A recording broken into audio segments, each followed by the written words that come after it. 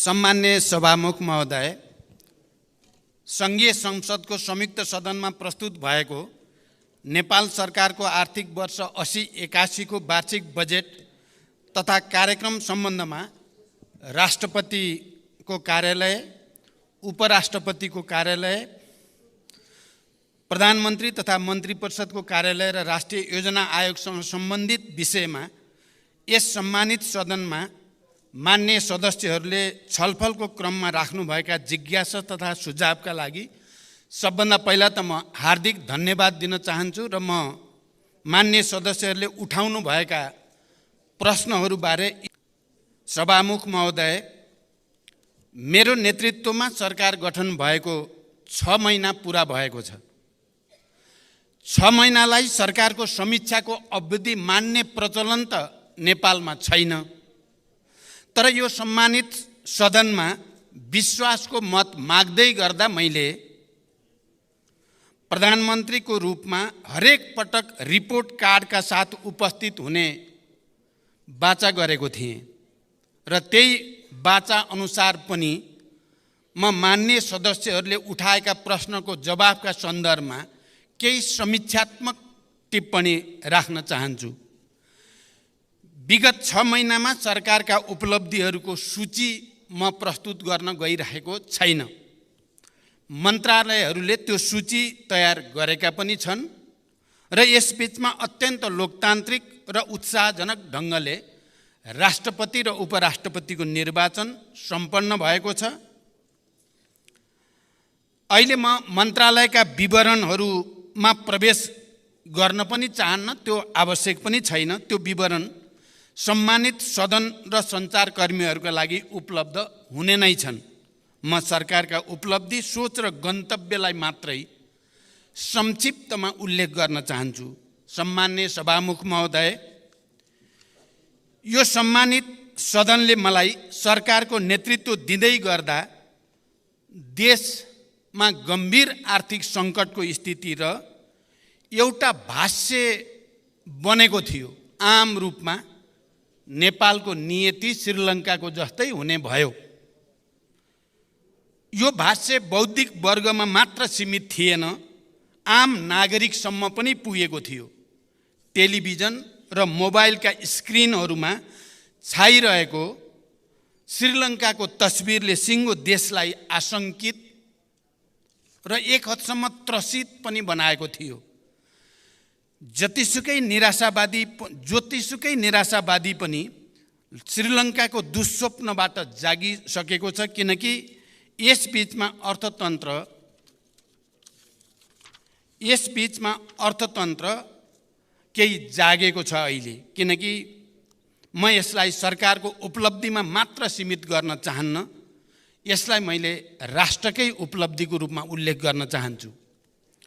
अहिले सबैजसो आर्थिक सूचकहरू सकारात्मक दिशातिर अगाडि बढ्दैछन्। पछिल्लो 6 महिना यता कुल विदेशी विनिमय सञ्चिति 20.9% वृद्धि भएको छ। अब हामी 9.7 महिनाको वस्तु तथा सेवा आयात धान्न सक्ने सुरक्षित अवस्थामा रहेका छौँ। यसै गरी कुल वस्तु व्यापार घाटामा 15.2% कमी आएको छ। विप्रेसन उल्लेखनीय रूपमा वृद्धि भएको छ। गत वर्षको यसै अवधिका तुलनामा पर्यटक सङ्ख्या दोब्बर बढेको छ। ब्याङ्क दर र ब्याज दर क्रमशः घट्दै गएको छ। वित्तीय क्षेत्रको स्थायित्व र लगानीको वातावरणमा सकारात्मक सुधार आएको छ। चुहावटलाई कडाइका साथ नियन्त्रण गरिएपछि राजस्व परिचालनमा पनि क्रमशः सुधार आउँदै गएको छ। नेपाल विद्युत प्राधिकरण र नेपाल आयल निगम नाफामा गएका छन् भने नेपाल वायु सेवा निगमको आर्थिक अवस्था पनि सुधार उन्मुख छ। संसारभरिका हाम्रा कूटनीतिक र आर्थिक नियोगहरूलाई वैदेशिक लगानीका लागि परिचालन गरिएको छ र ठुला सम्भावित लगानीकर्तासँग प्रधानमन्त्रीकै तहबाट मैले अग्रसरता लिएको छु र यसमा निकै सकारात्मक सङ्केतहरू देखिएका पनि छन्। यसै बिचमा करिब 35 अरब वैदेशिक सहायता सम्झौतामा हस्ताक्षर भएको छ। उद्योग क्षेत्रमा 274 परियोजना मार्फत करिब 35 अरब नै वैदेशिक लगानी र करिब 15,000 रोजगारी सुनिश्चित भएको छ। लगानी बोर्डबाट 954.30 मेगावाट विद्युत उत्पादन हुने गरी विभिन्न 6वटा जलविद्युत परियोजनाका लागि रु 1,67 खरब लगानी स्वीकृत भएको छ। आर्थिक सुधारकै परिणाम कम्तीमा 20,000 थप रोजगारी सृजना गर्ने गरी रु 2,05 खरब लगानीका 284 नयाँ स्वदेशी उद्योगहरू दर्ता भएका छन्। उत्तरी नाकातर्फ रसुवागढी, हिल्सा, कोदारी स्थित अध्यागमन कार्यालयहरू सुचारू भएका छन्। अर्थतन्त्रलाई गतिशीलतासँगै फराकिलो, दिगो र समावेशी आर्थिक वृद्धि, गुणस्तरीय सामाजिक विकास, सुरक्षा र न्यायको प्रत्याभूति, समष्टिगत आर्थिक स्थायित्व, सङ्घीयताको सबलीकरण र सुशासनको उद्देश्य सहितको अहिलेको बजेट प्रक्रियाबाट उत्पादन र उत्पादकत्व वृद्धि भई देशभित्रै आय र रोजगारीको अवसरहरूको प्रत्याभूति दिलाउन सरकार प्रतिबद्ध छ। आउँदो वर्ष आर्थिक र सामाजिक पूर्वाधारहरू निर्माण भई उच्च आर्थिक वृद्धिको आधार तयार हुने मेरो विश्वास रहेको छ। सम्माननीय सभामुख महोदय, मैले संसदमा सङ्कल्प गरेको थिएँ, सुशासन सरकारको उच्च प्राथमिकता हुनेछ। मैले सरकारको यसबीचको सबभन्दा ठुलो उपलब्धि व्यवस्थाप्रति जनतामा जगाएको भरोसालाई मानेको छु। मैले नेतृत्व लिँदै गर्दा जनतामा राज्यप्रति र सरकारप्रति जुन निराशा, असन्तोष र आवेग थियो, अहिले त्यसमा सुधार भएको छ र यसलाई मैले जनतामा राज्यप्रति र सरकारप्रति भरोसामा जो अभिवृद्धि भएको छ यसबीचको सबैभन्दा ठुलो उपलब्धिको रूपमा मैले मानेको छु। हाई प्रोफाइल व्यक्तिहरू कानुनभन्दा माथि छन् भन्ने आम मनोविज्ञान बनिरहेको थियो। त्यसले जनतामा ठुलो आक्रोश जन्माइ पनि रहेको थियो। त्यो असन्तोषले लोकतन्त्रप्रति नै नकारात्मक धारणा बनिरहेको थियो र नक्कली भुटानी शरणार्थी प्रकरणमा सरकारले गरेको इतिहासकै ठुलो अनुसन्धान र कारबाहीपछि जनतामा विश्वास जाग्न सुरु भएको छ। नक्कली भुटानी शरणार्थी काण्डको सफल अनुसन्धानबाट सरकारले कानुनको सर्वोच्चता मात्र प्रमाणित गरेको छैन, लोकतन्त्रको सर्वोच्चता पनि स्थापित भएको छ। लोकतन्त्रभित्र देखा पर्ने समस्याको समाधान पनि लोकतन्त्रबाट नै प्राप्त हुन्छ भन्ने एउटा ऐतिहासिक मापदण्ड यो पटक राम्रोसँग स्थापित भएको छ। उच्च पदस्थहरू र देशको एउटा वर्ग कानुनभन्दा माथि छ भन्ने निराशावादी मान्यता गलत प्रमाणित हुँदै गएको छ। यो काण्डको सफल अनुसन्धानसँगै अब लोकतन्त्रको सर्भिसिङ र शुद्धिकरण पनि सुरु भएको छ। संसद र आम जनसमुदायलाई म यही रोस्टमबाट विश्वास दिलाउन चाहन्छु, यो शुद्धिकरण यतिमा रोकिने छैन, यो निरन्तर अगाडि बढ्नेछ। हिजोबाट प्रधानमन्त्री निवास नै निल्न खोज्ने ललिता निवास काण्डका अभियुक्तहरू पक्राउ पर्न थालेका छन्। मिटर ब्याजी र सहकारीका ठगहरूमाथि कारबाही सुरु भइसकेको छ। वर्षौंदेखि विकृतिको डुङ्गुर सफा गर्ने सुशासनको यो लडाईँमा मलाई सदन र जनताको अझ धेरै समर्थनको आवश्यकता रहेको मैले महसुस गरेको छु र यो लडाईँमा मलाई सदनको पनि र आम जनताको पनि अझ ठुलो हौसला र सहयोग प्राप्त हुने विश्वास पनि म व्यक्त गर्न चाहन्छु। म सङ्कल्प गर्दछु कि कुनै पनि मूल्यमा विकृतिको यो लडाईँ, विकृतिका विरुद्धको यो लडाईँ अगाडि बढाइनेछ। लोकतन्त्रसँग आफ्ना विकृति सच्याउने सामर्थ्य पनि रहन्छ र सरकार त्यो दिशामा दृढतापूर्वक अगाडि बढेको छ र बढिरहनेछ, म यो विश्वास दिलाउन चाहन्छु।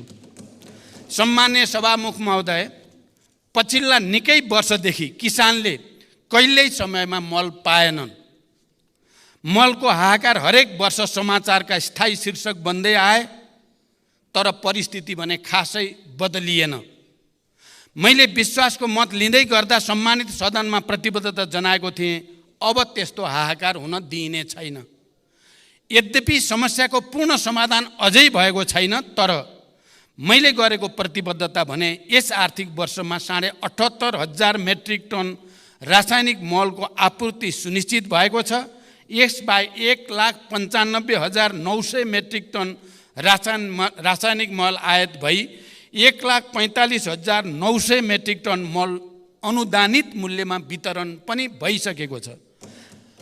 आगामी आर्थिक वर्षका लागि पनि समयमै रासायनिक मल व्यवस्था गर्न रु 30 अरब रकम विनियोजन गरिसकिएको छ।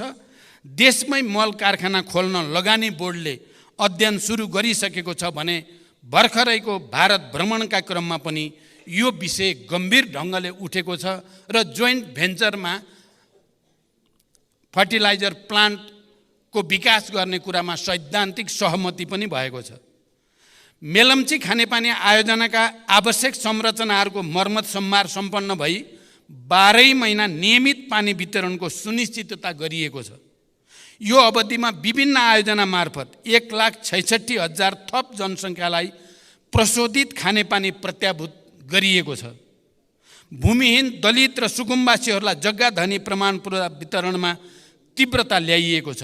गरिब पहिचान गरी परिचय पत्र वितरण गर्न थप 13 जिल्लामा तथ्याङ्क सङ्कलन भई विश्लेषण प्रक्रिया सुरु गरिएको छ। महिलामाथि हुने हिंसामा शून्य सहनशीलताको नीति अपनाउँदै राज्यका तर्फबाट पीडितहरूलाई संरक्षण र सहायता गरिएको छ। मुक्त कमैया, मुक्त हलिया, मुक्त कमलरी, हरुवा चरुवा लगायतका समस्याको दिगो र शीघ्र समाधान गर्न सम्बन्धित निकायहरूलाई क्रियाशील बनाउँदै लगिएको छ। सभामुख महोदय, म विस्तृत रूपमा जान चाहन्न, तर सदनलाई यति जानकारी गराउनु मेरो कर्तव्य ठानेको छु कि यसबीचमा भौतिक पूर्वाधार विकासमा उल्लेख्य प्रगति भएको छ। 408 मेगावाट विद्युत उत्पादन क्षमता थपिएको छ। थप 3% जनसङ्ख्यामा विद्युतको पहुँच पुगेको छ भने विद्युतमा 100% जनताको पहुँच हुने सबै आधार तयार भएको छ। राष्ट्रिय स्तरका विकास आयोजना कार्यान्वयनमा देखिएका नीतिगत तथा अन्तर्निकाय समन्वय लगायतका समस्या समाधान गर्न 7 प्रदेशका मुख्यमन्त्री सहित राष्ट्रिय विकास समस्या समाधान समितिको बैठक सम्पन्न भएको छ र दिगो विकासका लागि लक्ष्यका सूचकहरूको पुनरावलोकन गरिएको छ र भने विकास सम्बन्धी बेग्लै कानुन निर्माणको प्रक्रिया अगाडि बढेको छ। अन्तर प्रदेश समन्वय परिषदको बैठक डाकिएको छ र त्यसमा समन्वयलाई अझ सुदृढ गर्ने प्रक्रिया अगाडि बढाइँदैछ। भर्खरको मेरो औपचारिक भारत भ्रमण सफल भएको छ। भ्रमणमा नेपाल र भारत बीच 10 वर्षमा 10,000 मेगावाट विद्युत निर्यात गर्ने गरी दीर्घकालीन विद्युत व्यापार सम्झौतामा प्रारम्भिक हस्ताक्षर भइसकेको छ। यो देशका लागि अत्यन्त ऐतिहासिक र दूरगामी महत्त्वको सम्झौता हो भन्ने कुरामा देशमा कुनै विमति हुन सक्दैन। त्यही क्रममा फुकोट कर्णाली 480 मेगावाट र तल्लो अरुण 669 मेगावाट निर्माण गर्ने विषयमा समाजदारी प्रस्तावमा हस्ताक्षर भएको छ भने बुटोल गोरखपुर प्रसारण लाइन 400 केबी को शिलान्यास भएको छ। नेपाल र बङ्गलादेशका बीचमा विद्युत निर्यात गर्न नेपाल, भारत र बङ्गलादेश बीच विद्युत बिक्री सम्झौता हुने प्रक्रियामा अगाडि बढेको छ।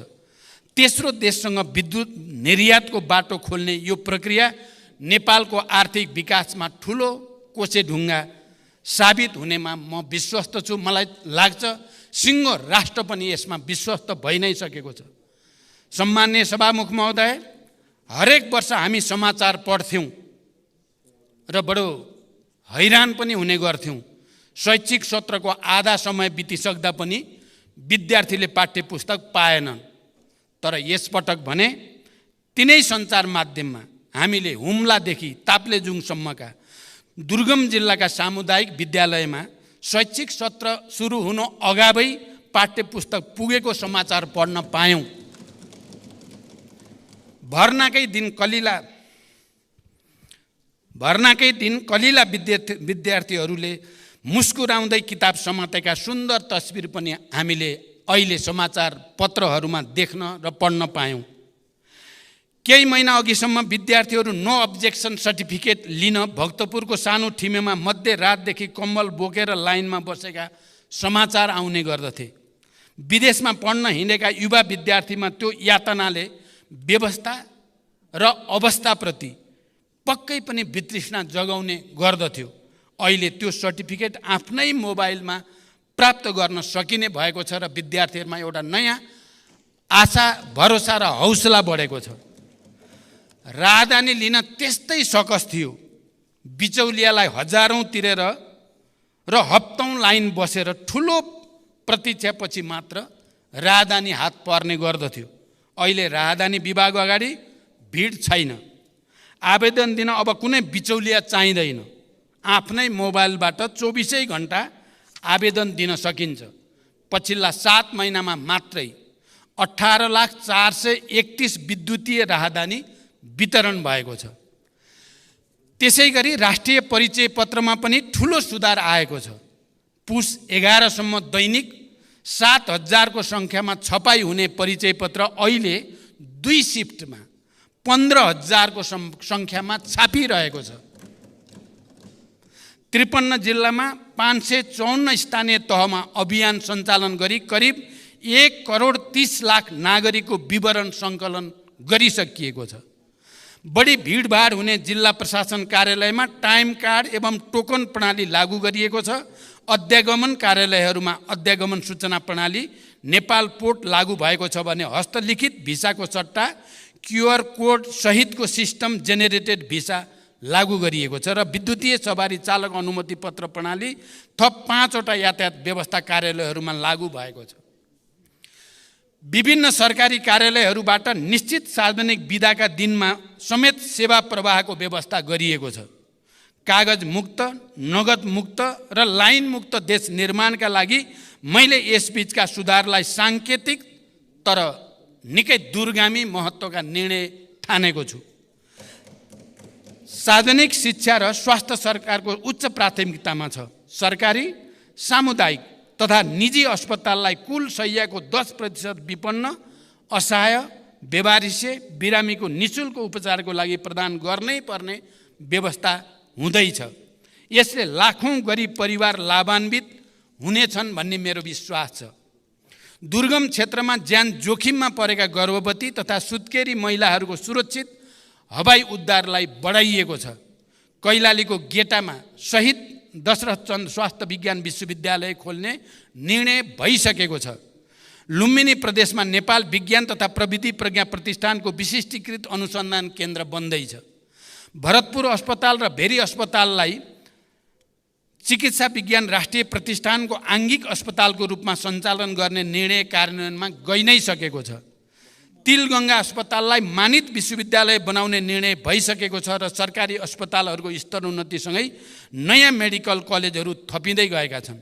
सरकारले प्रदान गर्दै आएका अत्यावश्यक औषधिहरू राज्यका तर्फबाट नै उत्पादन गरी औषधिमा आत्मनिर्भर बन्न नेपाल औषधि लिमिटेड मार्फत तत्कालका लागि 18 प्रकारका औषधि उत्पादनको तयारी भइरहेको छ। स्वास्थ्य सम्बन्धी समस्या सम्बन्धमा परामर्श दिन टेलिमेडिसिन सेवा सुरु भइसकेको छ। आविष्कार, अनुसन्धान र नवप्रवर्धनलाई प्रोत्साहन र प्रवर्धन गर्न छुट्टै कोषको व्यवस्था गरिएको छ। रैथाने शिल्पकला तथा संस्कृति तथा पशुपति हिन्दू विश्वविद्यालय स्थापना तयारीका लागि प्रक्रिया पनि अगाडि बढ्दैछ। मित्र राष्ट्र टर्कीमा गएको विनाशकारी भूकम्पमा सहयोग स्वरूप स्वास्थ्य उपकरण, न्यानो कपडा, बेबी फुड लगायतका 22 टन राहत सामग्री पठाइएको छ। नेपालसँग कूटनीतिक सम्बन्ध स्थापना गरिएका देशको सङ्ख्या 181 पुगेको छ। प्रतिनिधि सभामा 7 र राष्ट्रिय सभामा 2 गरी 9 वटा विधेयक दर्ता गरिएका छन्। त्यसै गरी 8 वटा कानुन संशोधन र एकीकरण गर्न बनेको विधेयक तर्जुमा गर्न सहमति प्रदान गरिएको छ भने 11 वटा विधेयकलाई सैद्धान्तिक सहमति प्रदान गरिएको छ। विभिन्न विषयका 17 वटा नियमावली, 3 वटा गठन आदेश र 5 वटा निर्देशिकाको तर्जुमा सहमति प्रदान गरिएको छ। सभामुख महोदय, संसदको पहिलो सम्बोधनमा मैले सङ्कल्प गरेको थिएँ वैदेशिक रोजगारीमा गएका दिदीबहिनी दाजुभाइहरूलाई माथि राज्यको उपेक्षा अब अन्त गरिनेछ। वैदेशिक रोजगारीलाई सुरक्षित सम्मानित बनाउन यसबीचमा केही महत्त्वपूर्ण र दूरगामी कामहरू भएका छन्। वैदेशिक रोजगारीमा गएका करिब 2 लाख नागरिक केही महिनाकै बिचमा सामाजिक सुरक्षा कोषमा जोडिनु आफैमा एउटा ऐतिहासिक उपलब्धि हो। यसरी आबद्ध व्यक्तिको कदाचित भवितव्यबाट निधन भएमा परिवारलाई पेन्सन र सन्तानलाई शैक्षिक वृत्तिको व्यवस्था गरिएको छ। वैदेशिक रोजगारीलाई अब धेरै हदसम्म झन्झट र बिचौलिया मुक्त बनाइँदै लगिएको छ। श्रम स्वीकृति र पुनः श्रम स्वीकृतिका क्रममा श्रमिकहरूले झेल्दै आएको शास्ति अन्त्य गरिएको छ। पुरै अवधिका लागि श्रम स्वीकृति प्रदान गर्ने र पुनः श्रम स्वीकृतिका लागि नेपाल आउनुपर्ने बाध्यताको अन्त्य गरी विदेशबाट नै अनलाइन प्रणालीबाट स्वीकृति प्राप्त हुने व्यवस्था मिलाइएको छ। यो आफैमा विदेशमा रहेका दिदीबहिनी दाजुभाइहरूको लागि एउटा ठुलो राहत बन्न गएको छ। यसै गरी 753वटै स्थानीय तहका रोजगार सेवा केन्द्र मार्फत श्रम स्वीकृति सम्बन्धी सेवा प्रदान गरिएको छ। श्रमिकका गुनासो, ठगी र अन्य समस्याहरूलाई तत्परताका साथ सम्बोधन गर्न विदेश स्थित नियोगमा श्रम सम्बन्धी बेग्लै सम्पर्क व्यक्ति तोकिएको छ। श्रम तथा रोजगार मन्त्रालयमा 24 घण्टा गुनासो सुन्ने गरी श्रम कल सेन्टर सञ्चालनमा ल्याइएको छ र त्योसँगै ऱ्यापिड रेस्पोन्स टास्क फोर्स गठन गरिएको छ। यो अवधिमा वैदेशिक रोजगारीको क्रममा मृत्यु भएका 1094 जना मृतकका कामदार परिवारलाई करिब 58 करोड राहत उपलब्ध गराइएको छ। अङ्गभङ्ग भएका 312 कामदारलाई 9 करोड सहयोग प्रदान गरिएको छ। यसबीचमा विदेशी भूमिमा समस्यामा परेका 156 जना नागरिकको उद्धार गरिएको छ। रोजगारीका क्रममा अशक्त भएका कामदारका सन्ततिलाई छात्रवृत्ति स्वरूप 2,33,74,000 रुपियाँ सहयोग उपलब्ध गराइएको छ।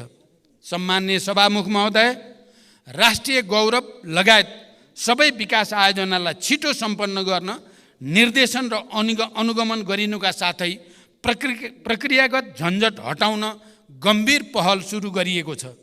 नतिजाका आधारमा पुरस्कृत र दण्डित दिने नीति लिई आयोजना प्रमुखहरूलाई जिम्मेवार बनाइएको छ। जनयुद्ध तथा विभिन्न जनआन्दोलनका घाइते तथा अपाङ्गहरूको निःशुल्क उपचार, सम्मान तथा जीविकोपार्जनसँग जोडिएका समस्या हल गर्न नीतिगत तयारी अगाडि बढाइएको छ।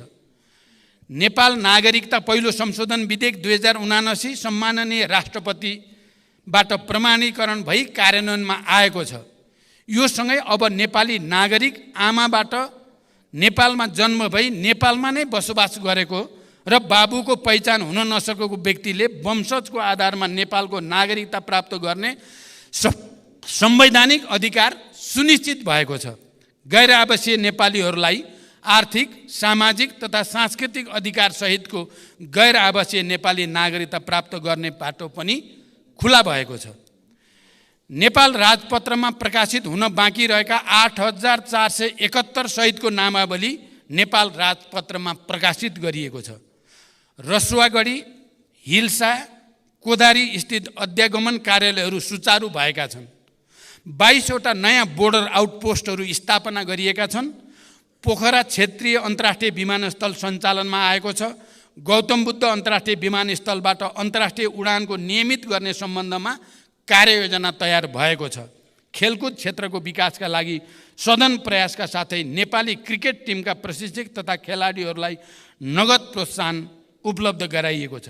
सभामुख महोदय, आज यो अवसरको उपयोग गरेर म अपिल गर्न चाहन्छु, केही हुँदैन, अवस्था बदलिनेवाला छैन भन्ने हीन भावनाबाट माथि नउठेसम्म यो देशले आफैमाथिको विश्वास फर्काउन सक्दैन।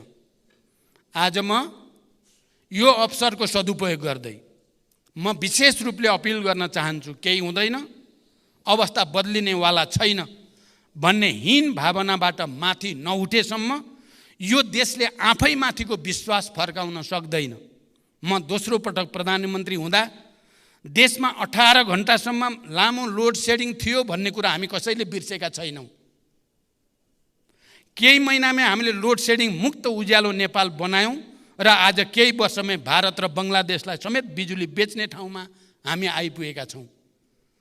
दृढ इच्छा शक्तिका साथ पहल गर्यो भने धेरै चिज हुन सक्छ भन्ने कुराको यो ठोस सबुत हो।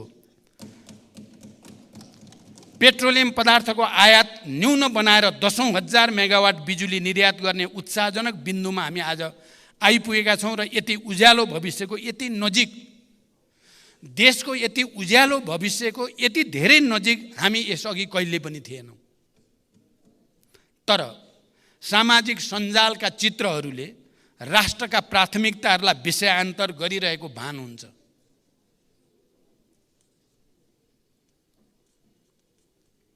तर सामाजिक सञ्जालका चित्रहरूले राष्ट्रका प्राथमिकतालाई विषयान्तर गरिरहेको भान हुन्छ। हामीले गम्भीर भएर सोच्ने बेला आएको छ। कतै हामी बीच विषय विज्ञताभन्दा, ज्ञान र विवेकभन्दा निन्दाबाजी र आवेगता हाबी हुँदै गएको छैन।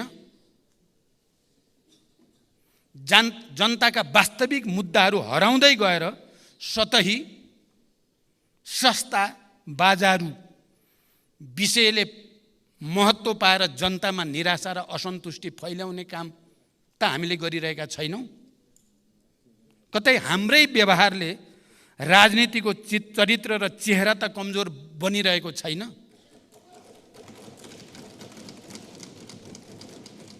यो सत्य हो। लोकतन्त्र अब भावनात्मक आधारले मात्रै सुदृढ हुँदैन, त्यसलाई तथ्यात्मक आधार चाहिन्छ। मतदाताको रूपमा देशमा एउटा नयाँ पुस्ता तयार भइसकेको छ, जसले त्यस्तो पुस्ता जसले युद्धको विभीषिका देख्नु परेन। विद्यालयमा पुग्न 3-4 घण्टा पैदल हिँड्नु परेन। त्यो पुस्ताले यो देशमा कुनै दिन इन्टरनेट, टेलिफोन काटेर एयरपोर्ट र सडकसम्म बन्द गरेर देशमा चलाइएको शाही शासन देखेन।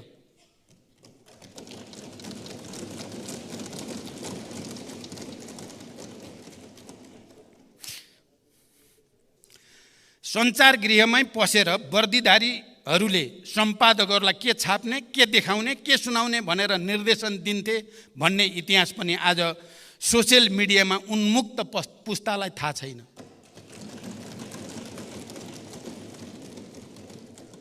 आज त्यो पुस्तालाई हिजो देशमा दुधकै नदी बहन्थ्यो झैँ भन्ने भाष्य खडा गरेर लोकतन्त्रबाट दिग्भ्रमित पार्ने अधिकार हामी कसैलाई पनि छैन। 20 वर्ष अघि र आजको जनताको जीवनस्तरमा आएको परिवर्तनलाई बिर्साउन खोजिँदैछ।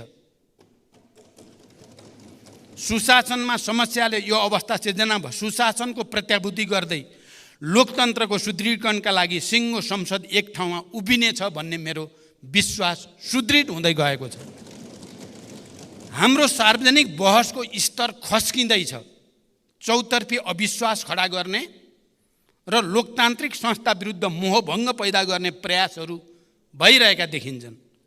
संसदसँगै पनि कहिलेकाहीँ मेरो गुनासो रहने गरेको छ। भर्खरको मेरो भारत भ्रमणमा वर्षौँदेखि रोकिएको नेपाल भारत पारवान सन्धि संशोधनसहित नवीकरण गरियो। भारत र तेस्रो विश्वसम्म विद्युत निर्यातका लागि ऐतिहासिक ब्रेक थ्रु भयो। तर हामीले यति ठुला उपलब्धिहरूलाई छाडेर मुर्गा राङ्गो कि भैँसी भन्ने विवादमा संसदको लामो समय लियौँ। यस्ता घटनाबाट जनतामा पर्ने प्रभावबारे यो सम्मानित सदन गम्भीर हुनेछ भन्ने म विश्वास व्यक्त गर्न चाहन्छु। सम्माननीय सभामुख महोदय, सामाजिक न्याय, सुशासन र समृद्धिलाई सरकारले सर्वोपरि लक्ष्यको रूपमा लिएको छ। संस्थागत तथा प्रक्रियागत सुधारका कार्य सरकारको उच्च प्राथमिकतामा छन्। समावेशी सङ्घीय लोकतान्त्रिक शासन व्यवस्थाको सुदृढीकरण, अर्थतन्त्रको पुनरुत्थान र सबलीकरण, सार्वजनिक सेवा प्रवाहमा सुधार र सरलीकरण, नागरिक मैत्री प्रशासनको स्थापना, भ्रष्टाचार नियन्त्रण र राज्यको सबै तहमा सुशासनको प्रवर्धनमा सरकार निरन्तर सक्रिय रहेको छ र निरन्तर सक्रिय रहनेछ। विकास निर्माणमा तीव्रता, शान्ति प्रक्रियाको तार्किक निरूपण, सामाजिक न्यायको प्रत्याभूति, स्वतन्त्र र सन्तुलित परराष्ट्र नीतिको अवलम्बनबाट राष्ट्रिय हितको अधिकतम रक्षाको लागि सरकारको प्रतिबद्धता म फेरि यो सम्मानित सदन समक्ष दोहोर्याउन चाहन्छु। सरकारलाई निरन्तर साथ र सहयोगका लागि आम जनसमुदाय, प्रशासन यन्त्र, संसद, गठबन्धनका सहयात्री, सञ्चार जगत, मित्र राष्ट्रहरू, सबै राजनीतिक दलहरूप्रति म आभार प्रकट गर्दै भविष्यमा पनि यसको निरन्तरताको अपेक्षा गर्दछु। आउँदा दिनमा यो सम्मानित सदनमा राष्ट्रको आर्थिक र सामाजिक जीवनका अझ धेरै उत्साहजनक र सुखद सूचकाङ्कहरू पेश गर्ने प्रतिबद्धता पनि म जनाउन चाहन्छु। सम्मान्य सभामुख महोदय, मैले थोरै समीक्षात्मक यति टिप्पणी राखिसकेपछि म अब सिधै बजेटबारे उठेका केही ठोस प्रश्नको ठोस उत्तरतिर जान चाहन्छु। पहिलो र अलि सैद्धान्तिक र राजनीतिक महत्त्वको विषयमा यो सम्मानित सदनको ध्यान आकर्षण गर्न चाहन्छु। मैले पहिले पनि साङ्केतिक रूपमा भनेको छु, हाम्रो नीति कार्यक्रम, सरकारको नीति कार्यक्रम घोषणा गर्ने प्रक्रिया, परम्परा र त्यसलाई पारित गर्ने हाम्रो प्रणाली र लगत्तै बजेट वक्तव्य पाठ गर्ने र त्यसलाई पारित गर्ने प्रक्रिया र प्रणाली हाम्रो परम्परागत छ। यसले मान्य सदस्यहरूको लोकतान्त्रिक अधिकार र नीति कार्यक्रम, सरकारको नीति कार्यक्रम बनाउने कुरा र बजेट निर्माणको कुरामा जुन सक्रियता र योगदान संस्थागत हुनुपर्ने हो, त्यस्तो हुने गरेको छैन। मैले पहिला पनि भनेको छु, यो प्रक्रियालाई हामीले यसै पटक बदल्ने सोच त बनायौँ। यसै पटक नीति कार्यक्रम र बजेटको बीचको अवधि बढाउने, नीति कार्यक्रमको विषयमा सदनमा छलफल गरेपछि सांसदहरूले प्रस्तुत गरेका विषय समेतलाई समावेश गरेर त्यसलाई परिमार्जित गरेर टुङ्ग्याउने, त्यसै गरिकन नीति कार्यक्रमले अङ्गीकार गरेको विषयलाई आधार बनाएर बजेट निर्माण गर्ने र त्यो बजेटमाथि पनि सबै मान्य सदस्यहरू निर्वाचितदेखि समानुपातिक राष्ट्रिय सभाका सबैको पनि योगदानबाट त्यसलाई पनि संशोधन र परिमार्जन गर्ने र त्यसलाई एउटा नयाँ निष्कर्षमा पुर्याउने जमर्को हामीले नगरेको होइन। तर यो पटक हामीलाई समयको साह्रै ठुलो दबाब रह्यो, हामीले त्यसो गर्न सकेनौँ। म त्यसकारण नीति कार्यक्रम र बजेटका सन्दर्भमा यो सम्मानित सदन समक्ष र सबै राजनीतिक दल र नेताहरूलाई, राष्ट्रिय सभाका मान्य सदस्यहरूलाई पनि र सम्पूर्ण बुद्धिजीवी नागरिक समाज र आम जनतासँग पनि म एउटा अपिल गर्न चाहन्छु। बजेट निर्माण प्रणालीमा सुधारका सम्बन्धमा सम्मानित यस सदनमा मान्य सदस्यहरूबाट जिम्मेवारीपूर्वक सुझावहरू प्रस्तुत त भएका छन्। बजेट निर्माण प्रणालीमा सुधार ल्याउनकै लागि आर्थिक वर्ष 2080-81 को बजेट वक्तव्यको बुँदा नम्बर 29 मा आगामी वर्षदेखि मन्त्रालयगत बजेट सीमा निर्धारण भए पश्चात फागुन मसान्तभित्र विनियोजन विधेयकका सिद्धान्त र प्राथमिकता सङ्घीय संसदमा पेश गर्ने व्यवस्था मिलाइनेछ। यसबाट विनियोजन विधेयकका सिद्धान्त र प्राथमिकता उप पर्याप्त छलफल गरी मान्य सदस्यहरूबाट प्राप्त मार्गदर्शन र सुझावका आधारमा यथार्थपरक बजेट तर्जुमा गर्न सघाउ पुग्ने विश्वास लिएको छ भन्ने विषय प्रस्तुत गरेको छु।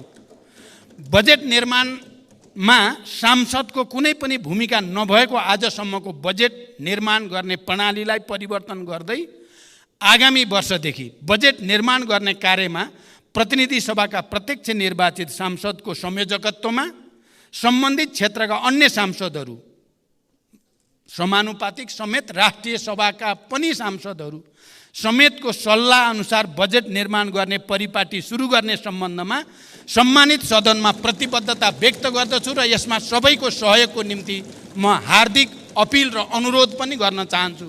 यसले हाम्रो असफल भइसकेको विकास प्रक्रियालाई, नीति कार्यक्रम र बजेट निर्माण प्रक्रियालाई सुधार गर्नेछ र त्यसले देशलाई नयाँ गति दिनेछ भन्ने म विश्वास पनि व्यक्त गर्न चाहन्छु।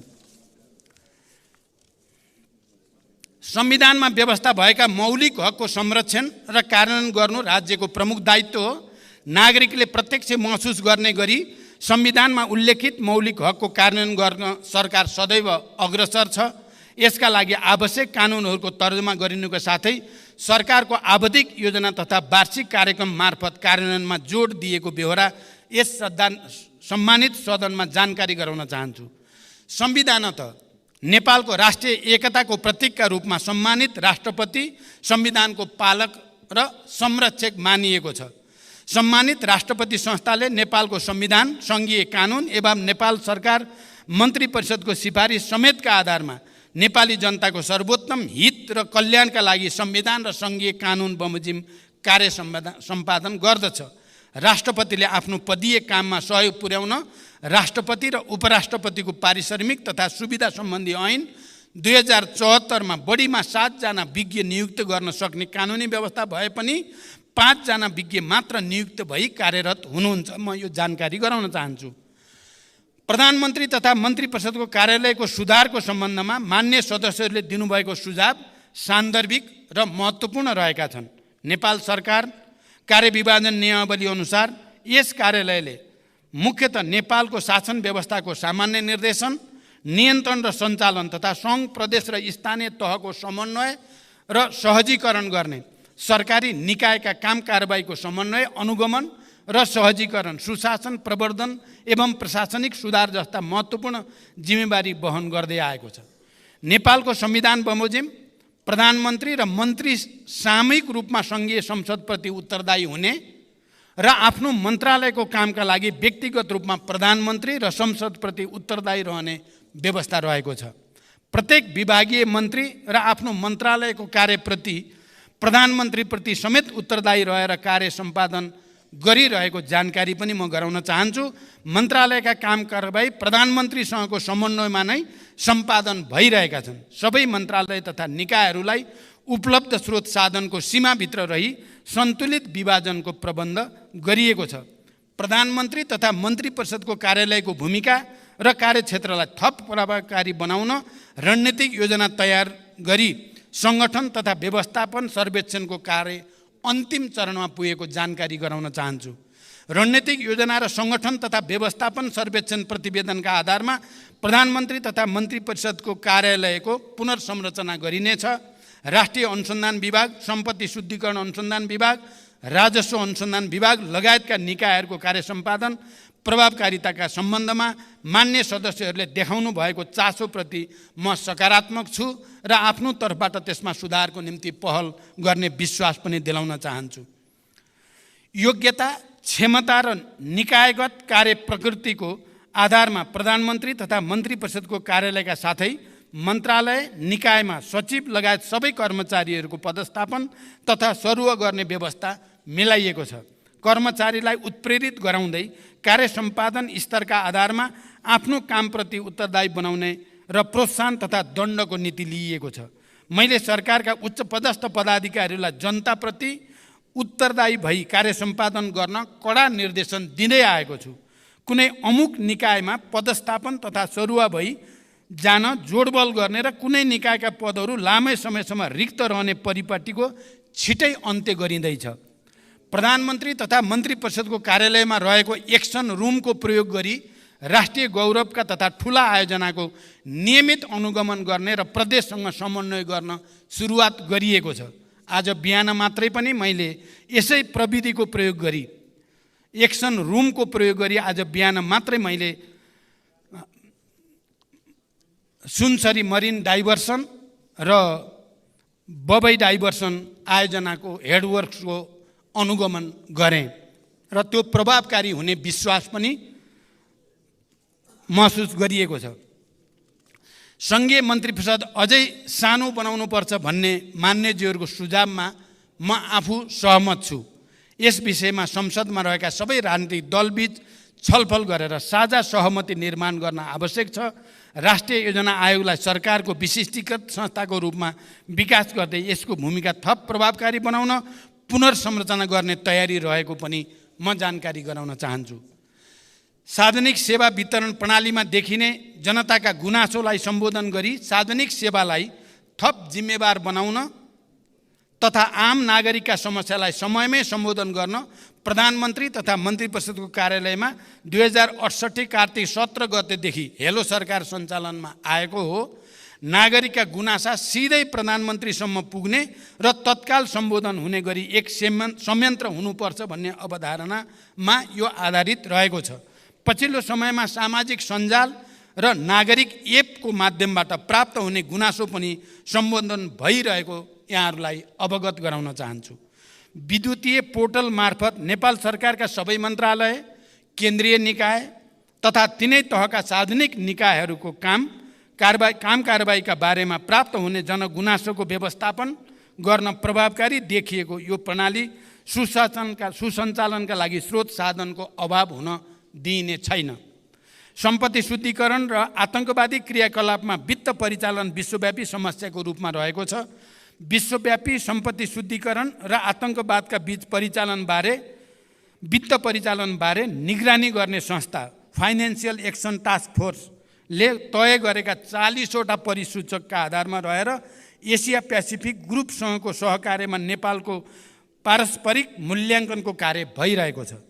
यस संस्थाको निकट भविष्यमा नै हुने बैठकमा सम्पत्ति शुद्धिकरण निवारण र आतंकवादी क्रियाकलापमा वित्त परिचालनका सम्बन्धमा नेपालले गरेका कार्यहरूको प्रगतिबारे प्रस्तुत गरी अन्तर्राष्ट्रिय समुदायलाई आश्वस्त गराइँदैछ।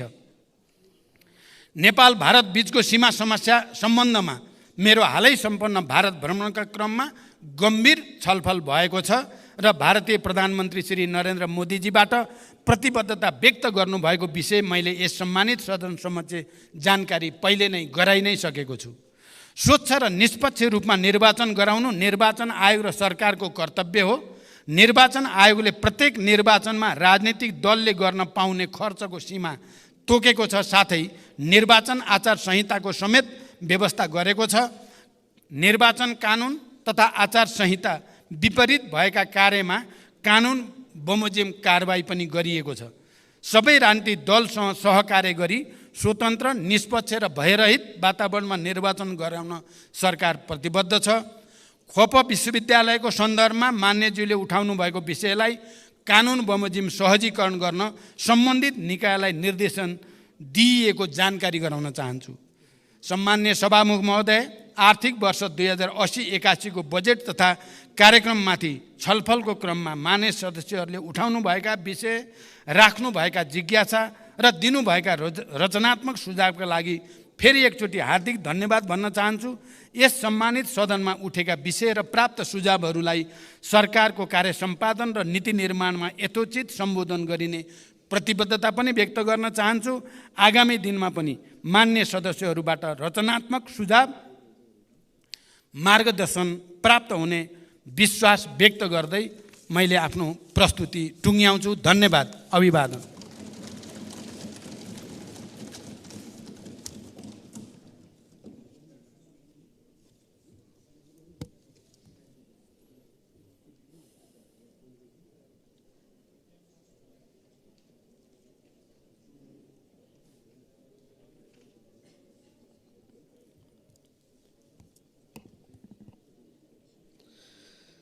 मान्य सदस्यहरू, अब उक्त जवाफका सम्बन्धमा स्पष्टीकरण माग गर्न चाहनुहुने मान्य सदस्यहरूलाई समय दिन्छु। विनियोजन विधेयक अन्तर्गत विभिन्न मन्त्रालय एवं कार्यालयहरूसँग सम्बन्धित शीर्षकहरूमाथि 2080 असार 8 र 10 गते छलफलमा भाग लिनुभएका मान्य सदस्यहरूले मात्र स्पष्टीकरणमा माग गर्न पाउनुहुने बेहोरा मान्य सदस्यहरूलाई जानकारी गराउँछु। स्पष्टीकरण माग गर्न चाहनुहुने प्रत्येक मान्य सदस्यहरूलाई 1 मिनेटको समय निर्धारण गरेको छु। मान्य सदस्यहरू, स्पष्टीकरण माग गर्न चाहनुहुने मान्य सदस्यहरूले सजिलोको लागि आफ्नो नाम सभामुखको डायसँगै बसेका सचिवालयका कर्मचारीहरूलाई 3 मिनेटभित्र लिखित रूपमा उपलब्ध गराइदिनु हुन अनुरोध गर्दछु।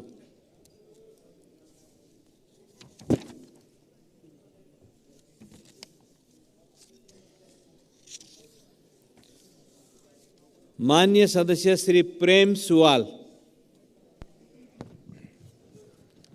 सभामुख महोदय मार्फत प्रधानमन्त्रीजीसँग प्रश्न राख्न चाहन्छु। राष्ट्रिय प्रतिरक्षा विश्वविद्यालयको लागि कति बजेट विनियोजन गरिएको छ? खोपो विश्वविद्यालयको विधेयक अर्थ मन्त्रालयमै किन अड्किरहेको होला? प्रधानमन्त्रीजीले यो विधेयकबारे सदनमा 3 पटक बोल्नुभयो। विधेयक पारित नभएसम्म जनतालाई पत्याउन गाह्रो भएको गुनासो छ। नेपाली भूमि कालापानीबाट भारतीय सेना हटाउने र लिम्पियाधुरामा जनगणना गर्ने विषय किन काम भएन? नागरिकता खुलेको देश सिक्किम जस्तै बग्ने त होइन?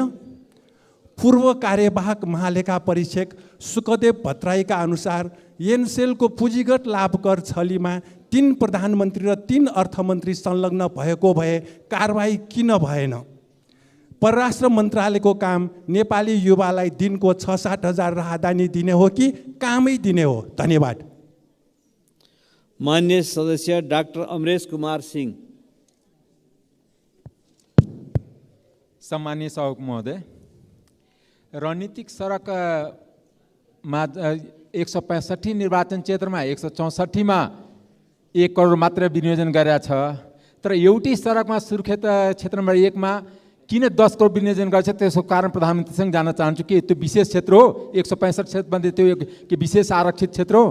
दोस्रो कुरा, सार्वजनिक जनताको करको ट्याक्सबाट कुनै पनि पार्टीको कार्यालय बनाउनु मिल्छ कि मिल्दैन? अहिले सरकारको बजेटबाट जनताको ट्याक्स पेमानीबाट पार्टीको कार्यालय बनाउने कार्य कति उचित हो र किन यो बनिरहेछ? प्रधानमन्त्रीसँग जवाब चाहन्छु। तेस्रो, प्रधानमन्त्री कार्यालयमा जुन सचिवहरू सरुवा हुन्छ त्यो झोक्डेर बस्छ, किनकि प्रधानमन्त्री आफ्नै आसेपासे सचिवालयबाट प्रधानमन्त्री कार्यालय चलाउनु छ। त्यो सचिव त त्यहाँ झन् गर्व गर्नुपर्ने कि म प्रधानमन्त्री कार्यालयमा छु, देशको प्राइम सत्ताको ठाउँमा छु। तर त्यस्तो हुन सकिरहेको छैन। यो कारण के हो? दोस्रो, अन्तिम प्रश्न मेरो छ कि सार्वजनिक जग्गा त्यतिकै व्यक्तिहरूलाई संस्थाहरूलाई दिने प्रवृत्ति।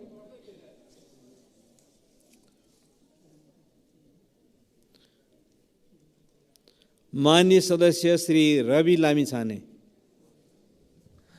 सम्माननीय सभामुख महोदय मार्फत म सम्माननीय प्रधानमन्त्रीज्यूलाई यो जुन आफ्ना उपलब्धिहरू बताउनु भयो, त्यो उपलब्धिहरू बताइरहँदा त्यो उपलब्धिले अहिले भर्खरै नेपालका अस्पतालहरूमा, शैक्षिक संस्थाहरूमा भर्खरै आम नागरिकले के पाइरहेका होलान् त्यसतर्फ पनि ध्यान दिन अनुरोध गर्न चाहन्छु। र यो सँगसँगै एउटा के पनि याद गराउन चाहन्छु भने यो पुस्ताले के देखेन भन्नुभयो, त्यसमा मेरो साथ र समर्थन नै छ। पुस्ताले के देखेन भन्ने कुरा, तर यो पुस्ताले के पनि देख्यो भने देशका संरचनाहरू ननासिकन, हत्या हिंसा नभइकन, अङ्गभङ्ग नभइकन, मानिसहरू नहराइकन शान्तिपूर्वक ढङ्गले पनि परिवर्तन हुन सक्ने कुरा देख्यो भन्ने कुरा थप्दिनका लागि मात्रै मैले प्रधानमन्त्रीले भन्नुभएको कुरामा विमति र विरोध गरेको होइन, त्यो पनि थपिदिनु भएको भए उहाँको स्टेटमेन्ट अझै पुरा हुन्थ्यो भन्ने म भन्न चाहन्छु। र उपलब्धिहरू प्रधानमन्त्रीजीले सुनाइरहँदा तत्काल अस्पताल लगायत शिक्षण संस्था र अहिले भर्खरै माइतीघरै मण्डलामा हेर्नुभयो भने सहकारी पीडितहरू हाम्रो रगत चुसुला जसरी हरेक नेतालाई गाली गरेर बसिरहेका छन्। मान्य सदस्य श्री पदम गिरी। सम्माननीय सभामुख महोदय मार्फत म प्रधानमन्त्रीज्यूलाई प्रश्न गर्न चाहन्छु। सम्माननीय प्रधानमन्त्रीज्यूले मुलुकमा चाहिँ विकासको तुफानै आएको छ भन्ने कुरा राख्नुभयो। म सम्माननीय प्रधानमन्त्रीज्यूलाई यहाँको सरकारले हिजो बेलुकासम्म पुँजीगत खर्च कति छ एकचोटि हेर्नुहोस्, जम्मा 42% पुँजीगत खर्च भएको छ। हामी देशमा विकासको तुफानै आएको छ भन्ने कुरा कसरी पत्याउने, यसको म जवाफ चाहन्छु सभामुख महोदय। त्यस्तै गरेर अर्को कुरा, उहाँले अर्थतन्त्रका सबै सूचकहरू सुधार भएर आयो, निकै राम्रो भएर आयो भनेर भनिरहनु भएको छ। तर त्रिभुवन अन्तर्राष्ट्रिय विमानस्थलमा गएर हेर्नुहोस्, तपाईँको कार्यकालमा नेपाली युवाहरू दोब्बर सङ्ख्यामा नेपालमा रोजगारी नपाएर विदेशमा जान बाध्य भएका छन्। यस सन्दर्भमा तपाईँले के जवाफ दिनुहुन्छ सभामुख महोदय?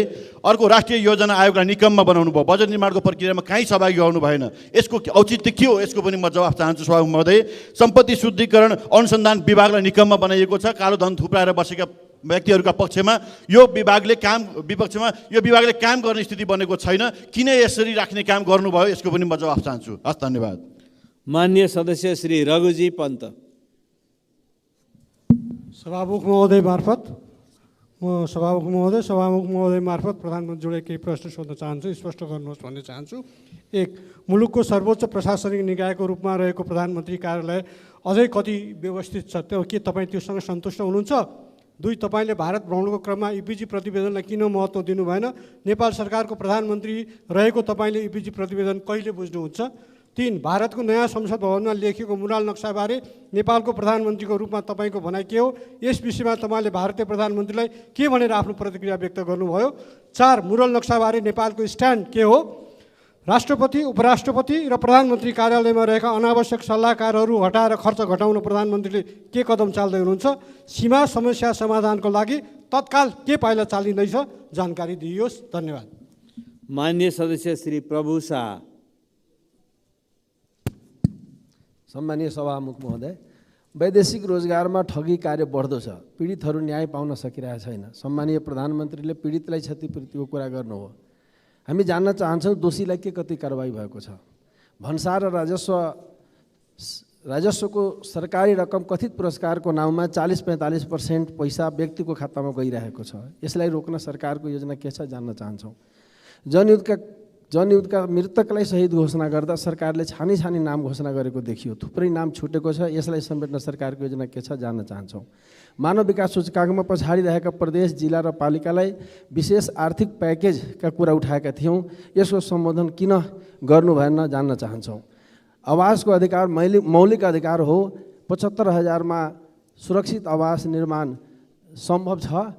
यदि छैन भने मौलिक अधिकारको रक्षाको लागि सरकारले कसरी अगाडि बढिरहेको छ जान्न चाहन्छु। धन्यवाद। माननीय सदस्य श्री राजेन्द्र प्रसाद पाण्डे।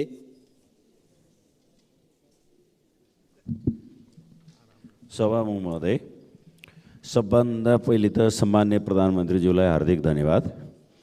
हामीले पटक पटक बजेट निर्माणमा सांसदहरूको भूमिका भएन भन्ने खालको कुरा उठायौँ।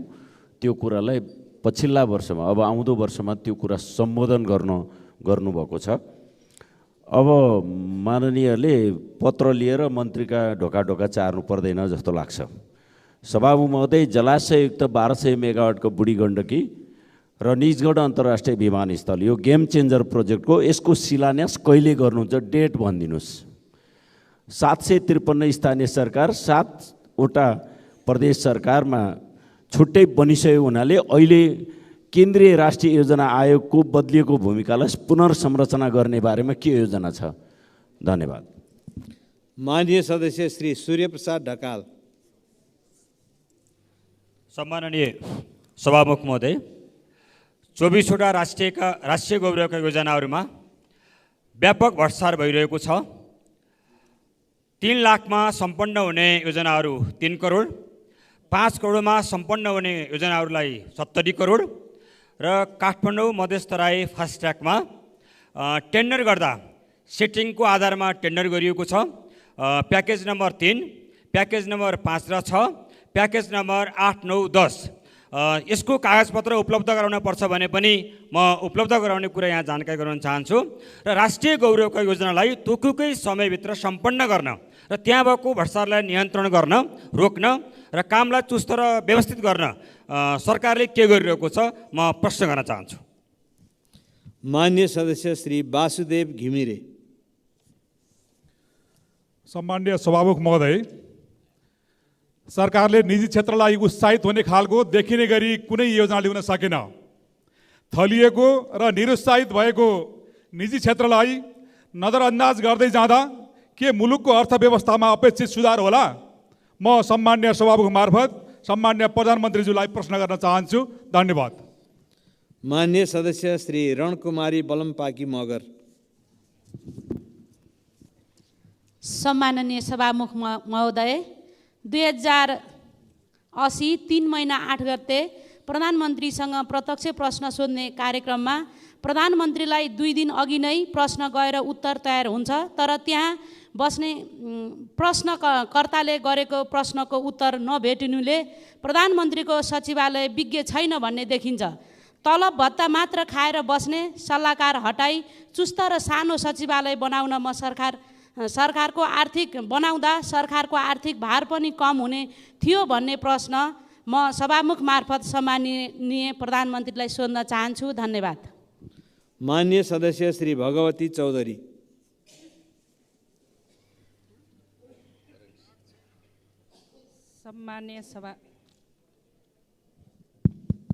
सम्मान्य सभामुख महोदय, भर्खरै सम्मान्य प्रधानमन्त्रीज्यूले व्यापार घाटा कम हुँदै गएको कुरा राख्नु भएको छ। व्यापार घाटा भन्दा यहाँको निजी क्षेत्रदेखि र उद्योग धन्दा सञ्चालनमा लाग्नु भएको लगानीकर्ता पुरै निरुत्साहित छ। त्यसो भएको हुँदा अब यो व्यापार घाटा कम हुने कुरा मलाई लाग्छ यो रिपोर्टमा यो चालु अबको केही भएको होला, तर अहिलेको अवस्थामा यो निजी क्षेत्र पुरै हतोत्साहित छ अथवा निजी क्षेत्र चाहिँ प्रोत्साहन छैन। यसको विषयमा यो सँगसँगै मानव विकास सूचाङ्कमा चाहिँ पछाडि परेको जिल्ला तथा पालिकाहरूमा चाहिँ बजेटले प्रोत्साहन गरिने नीति तथा कार्यक्रममा ल्याइएको थियो, तर त्यस्तो उसमा मेरो जिल्ला पनि मेरो क्षेत्र पनि बोर्डर टाँसेको क्षेत्र छन्। त्यहाँ पर्यटकीय क्षेत्रदेखि पर्यटकीय गन्तव्यदेखि कृषि क्षेत्र अति फर्टाइल थियो, तर त्यहाँ बजेटहरू 1 लाख। मान्य सदस्य श्री सराज अहमद फारूकी। सम्मान्य सभामुख महोदय, सम्मान्य प्रधानमन्त्रीज्यूसँग प्रश्न छ। बजेट पूर्णतः असन्तुलित साथै समावेशी नभएको प्रमाणित भएको छ। तसर्थ राष्ट्रिय गौरवको योजना र अनिवार्य दायित्व घटाई विनियोजन विधेयक संशोधन गरी बढी बजेट स्थानीय तहमा वितरण गरियोस्। मान्य सदस्य श्री रामहरि खतिवडा। सभामुख महोदय, मैले भूकम्प पीडितहरूलाई पहिलो किस्ता गइसकेको र दोस्रो र तेस्रो किस्ता जिल्लामा नपुगेको र घर बनाइसकेका घरहरूलाई असार मसान्तसम्म जान्छ भनेर प्रधानमन्त्रीज्यूले योभन्दा पहिले जवाब दिनुभएको थियो। अहिलेसम्म त्यो रकम गएन, त्यसको बारेमा प्रधानमन्त्रीको जवाब चाहन्छु। विदेशमा गएका युवाहरूलाई स्वदेशमै ल्याएर काम दिने वातावरण सिर्जना गर्ने के योजनाहरू छन्? अब खाडीमा भेटौँ होइन, स्वदेशमै रोजगारको तिर्सना मेटौँ भन्ने खालका योजनाहरू कसरी ल्याउँदै हुनुहुन्छ? र 753 स्थानीय तहमा कालो पत्रे सडक निर्माण गर्ने कार्यक्रम कहाँ पुगेको छ? यसै वर्षदेखि प्रारम्भ गर्न पहल अनुरोध गर्दछु। धन्यवाद। मान्य सदस्य श्री सञ्जय कुमार गौतम। सम्मान्य सभामुख महोदय, मेरो सम्मान्य सभामुखज्यू मार्फत प्रधानमन्त्रीज्यूलाई प्रश्न छ। यो बाढी पीडितहरूले भूकम्प पीडितहरू सरहको हैसियत प्राप्त गर्नुपर्ने तत्कालीन प्रधानमन्त्री सदस्य सुशील कोइरालाको नेतृत्वमा नेपाल सरकारले नीतिगत निर्णय गर्यो, तर अहिले पनि बाढी पीडितहरूले न्याय पाएनन्। सम्मान्य सभामुख महोदय, मेरो यो जिज्ञासा छ। अर्को कुरा चाहिँ यो संवैधानिक आयोगहरू तत्कालीन प्रधानमन्त्री केपी ओलीजीको पालामा प्रधानमन्त्री कार्यालय अन्तर्गत गयो। यो विषयमा बारम्बार हामीहरूले सदनमा कुरा उठायौँ, अहिले पनि कुरा उठेको छ, सङ्केत प्रधानमन्त्रीज्यूले पनि गर्नुभयो, तर यो निकायहरूलाई किन प्रधानमन्त्री कार्यालय अन्तर्गत लैजानु पर्यो? र अहिले पनि तत्कालीन परिस्थितिमा सामान्य प्रधानमन्त्रीज्यू पनि यसको विपक्षमा हुनुहुन्थ्यो जस्तो लाग्छ मलाई, मेरो स्मृतिले भनेसम्म। यो विषयमा चाहिँ गम्भीरतापूर्वक नेपाल सरकारले निर्णय गरोस् भन्ने चाहन्छु। धन्यवाद। मान्य सदस्य श्री सूर्य थापा। सम्मान्य सभामुख महोदय मार्फत म सम्मान्य प्रधानमन्त्रीज्यूलाई सोध्न चाहन्छु। फुकोट कर्णाली र अरुण तल्लो आयोजना नेपालले आफै निर्माण गर्नुपर्ने अत्यन्तै कम लागतका सस्तो आयोजना हुन्, तर लगानी बोर्डलाई सामान्य छलफलसम्म गर्न नदिई किन नेपालको हित विपरीत भारतलाई सुम्पिएर आउनुभयो? यो राष्ट्रघात गर्नुभयो कि भएन? कालापानी, लिपुलेक र लिम्पियाधुराबाट भारतीय सेना फिर्ता गर्ने कुरा कहिलेदेखि गर्नुहुन्छ? मुरल नक्सामा समावेश रहेको लुम्बिनी र कपिलवस्तु हटाउने गरी भारत सरकारलाई कूटनीतिक नोट पठाउन किन रोक्नु भएको छ, कहिले पठाउनुहुन्छ? निर्वाचित सांसद र यो सम्मानित संसदको अपमान गर्ने गरी पक्षपातपूर्ण बजेट विनियोजन गरेका 3 जना पक्षपाती मन्त्रीहरूलाई कहिले बर्खास्त गर्नुहुन्छ? म सोध्न चाहन्छु। धन्यवाद। माननीय सदस्य श्री बलराम अधिकारी।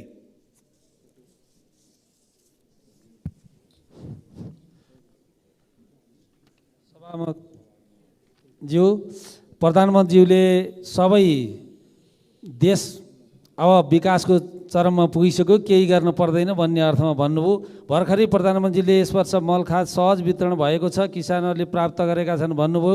हिजो मात्र विभिन्न जिल्लाका विभिन्न ठाउँमा घन्टौँ लाइन बसेर 5 किलो 10 किलो खाद बुझेर किसानहरू झोक्राउँदै गएका छन्। त्यसले किसानको खेती गर्न पुरा हुन्छ? प्रधानमन्त्रीज्यू, विभिन्न जिल्लाका कृषि सामग्री संस्थानमा सोद्धा मुलुकमा रहेको अहिलेको डिपोजिट खाद र भारतबाट ल्याउने भनिएको खादले 1/3 किसानलाई पनि पुग्दैन भनेर रिपोर्ट गर्छन्। यहाँले सोद्धा हुन्छ, अनि 1/3 किसानले खाद पाएर अरू किसानको खेती हुन्छ कि हुन्न, म प्रश्न गर्न चाहन्छु। धन्यवाद। माननीय सदस्य श्री अर्जुन नरसिंह केसी। सभामुख महोदय, सर्वप्रथम त बजेट निर्माणमा देखिएको असन्तुलनलाई अब आइन्दा नदोरियोस् भन्ने दृष्टिकोणले प्रधानमन्त्रीले संसदको संलग्नताको जो कुरा गर्नुभएको छ त्यसको म हार्दिक स्वागत गर्छु। प्रधानमन्त्रीजीले यो वर्ष चाहिँ 78,000 टन मल आउँदैछ भन्नुभयो।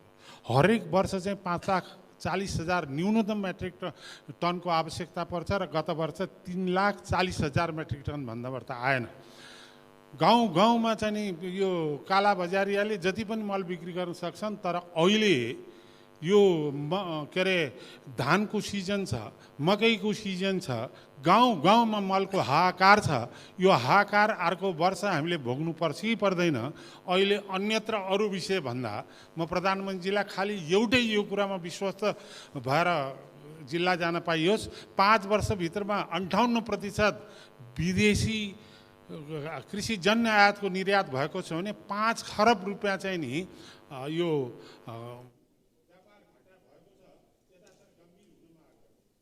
माननीय सदस्य श्री बुद्धिमान तामाङ।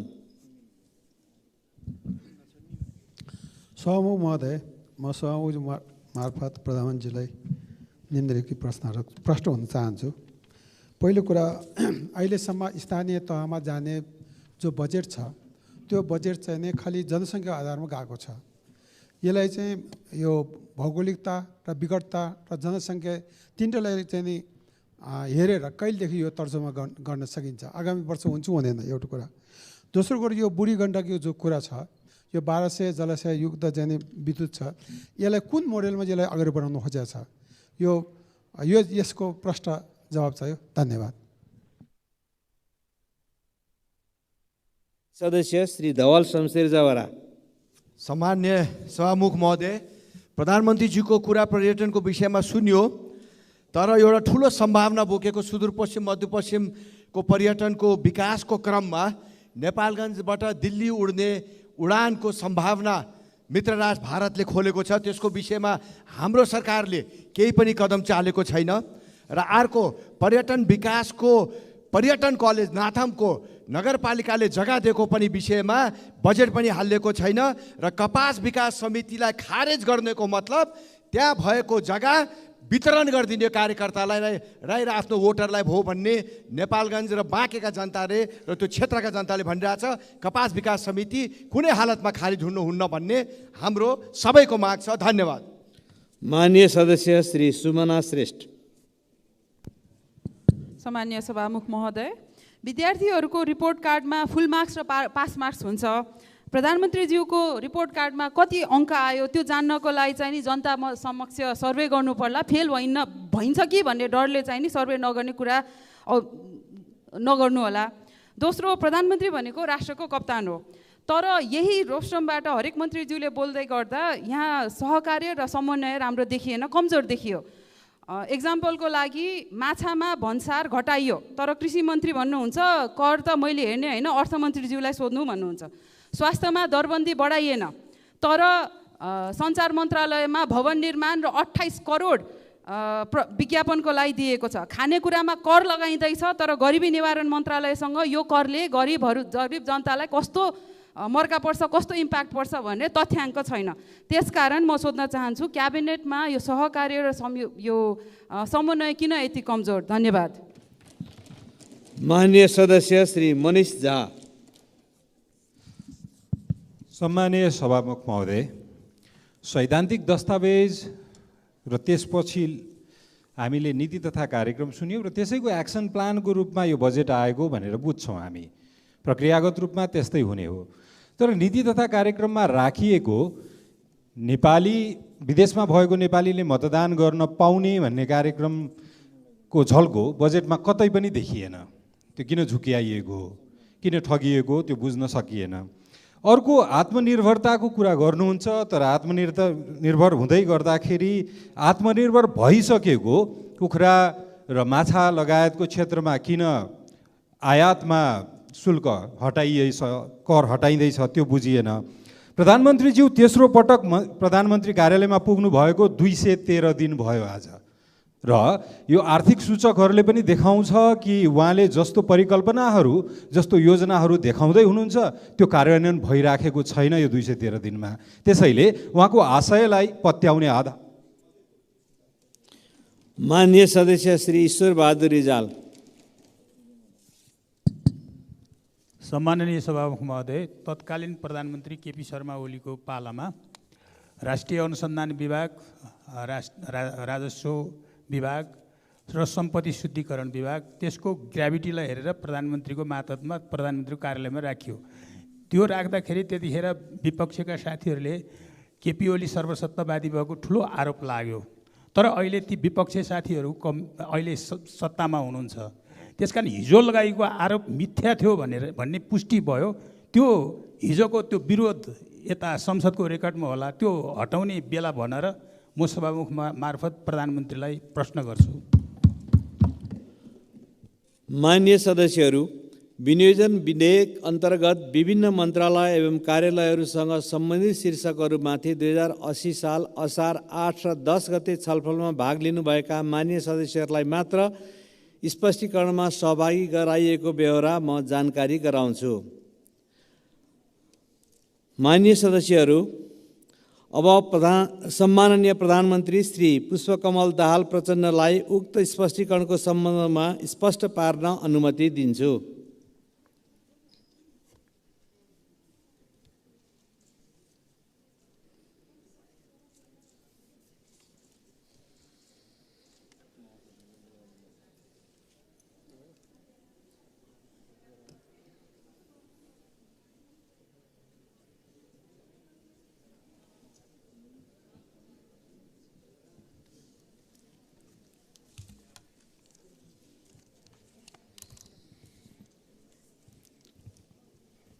सम्मान्य सभामुख महोदय, मलाई फेरि स्पष्टीकरणका लागि प्रश्न सोध्ने सबै मान्य सदस्यहरूलाई धन्यवाद भन्न चाहन्छु। पहिला हाम्रो मान्य प्रेम सुवालजी, जो हरेक विषयमा आफ्नो धारणा बडो जोडदार ढङ्गले राख्ने गर्नुहुन्छ। उहाँले प्रतिरक्षा विश्वविद्यालयको बारेमा, खोप विश्वविद्यालयको बारेमा, कालापानी र युवाहरूको बारेमा प्रश्न राख्नुभएको छ। प्रतिरक्षा विश्वविद्यालयको बारेमा अध्ययन भइरहेको छ, त्यसलाई अगाडि बढाउनु पर्छ भन्ने सैद्धान्तिक सहमति छ। खोप विश्वविद्यालयको बारेमा मैले भनेको छु र यो पटक त्यसलाई अगाडि बढाउन आवश्यक तयारी गरिँदैछ। मैले कालापानी, लिपुलेक, लिम्पियाधुराको बारेमा धेरै पटक यस सम्मानित सदनमा कुरा राखेको छु र पहिलो पटक भारत भ्रमणको बेलामा भारत सरकारका प्रधानमन्त्रीले सीमा समस्या हल गर्ने बारेमा निकै सकारात्मक कुरा राखेको पनि जानकारी भइसकेको छ र यसलाई छिटै समाधान गर्ने पहल गरिँदैछ। युवाहरूलाई रोजगारी दिने विषयमा सरकार गम्भीर छ र त्यसको तयारी गरिरहेको छ। अर्को मान्य अमरेश कुमार सिंहले राख्नुभएको छ, रणनीतिक सडकहरू अन्यत्र 1-1 करोडको भए, सुर्खेतमा मात्रै एउटैमा 10 करोड कसरी गयो भन्ने कुरा। अब यो प्रश्नको उत्तर सायद अर्थमन्त्रीजीले दिइसक्नुभयो होला या दिनुहुनेछ। मलाई चाहिँ किन गयो भनेर मैले उत्तर दिन सक्ने सायद मेरो त्यति जानकारी पनि छैन। म प्रश्न भन्न चाहन्छु। अब प्रधानमन्त्री कार्यालयमा सचिवहरू चाहिँ उत्साहित हुनुपर्ने ठाउँमा झोक्राएर बस्ने स्थिति छ भन्ने कुरामा प्रधानमन्त्रीको रूपमा मेरो ध्यान गएकै छ र त्यसलाई कसरी सुदृढ गर्ने भन्ने बारेमा छलफल भएको छ। सम्भवतः केही समयभित्रै त्यो संरचनालाई बदलिन्छ। सार्वजनिक जग्गाको बारेमा मैले अघि नै कुरा राखिसकेको छु। अर्को मान्य रवि लामिछानेले राख्नु भएको छ। कुरा त आयो तर स्वास्थ्य सम्बन्धी पनि भर्खरै अस्पतालमा जनताले प्रत्यक्ष पायो के भनेर राख्नु भएको छ।